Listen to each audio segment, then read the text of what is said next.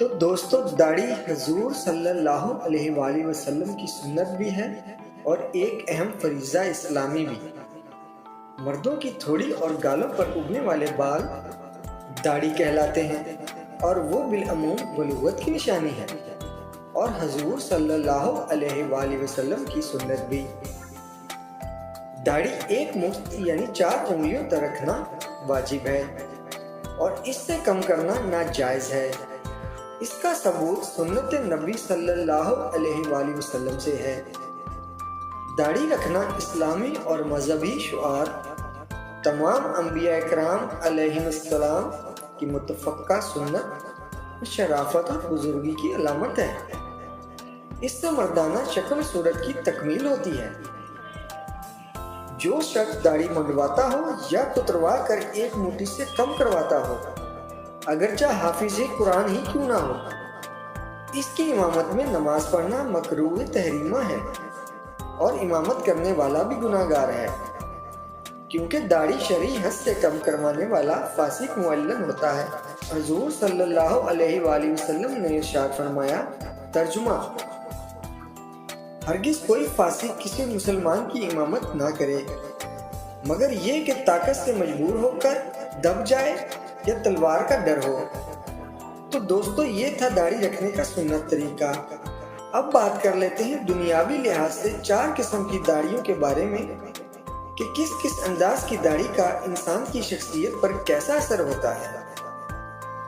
تو نمبر 1 پر ہے فل بیرڈ یعنی مکمل داڑھی۔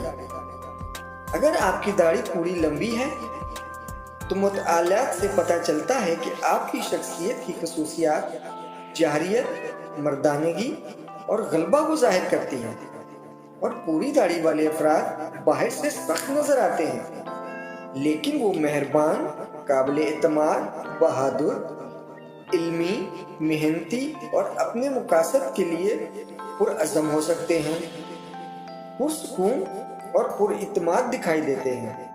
نمبر 2 پہ ہے سرکل بیرڈ یعنی ہلکا نما داڑھی۔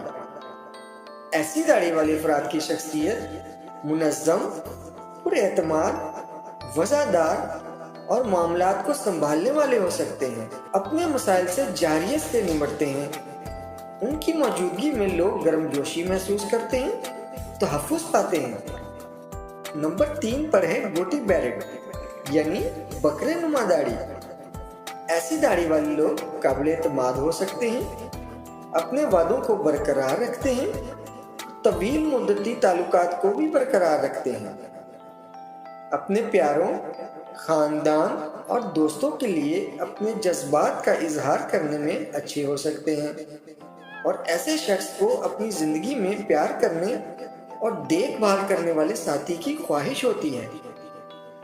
نمبر 4 پر ہے سٹبل بیرڈ یعنی کھونٹی داڑھی۔ ایسے داڑھی والے افراد میں ایک فعال طرز زندگی گزارنا، کھیلوں کی سرگرمیوں سے لطف اندوز ہونا، ہمت کرنا اور دلکش ہونا شامل ہو سکتا ہے۔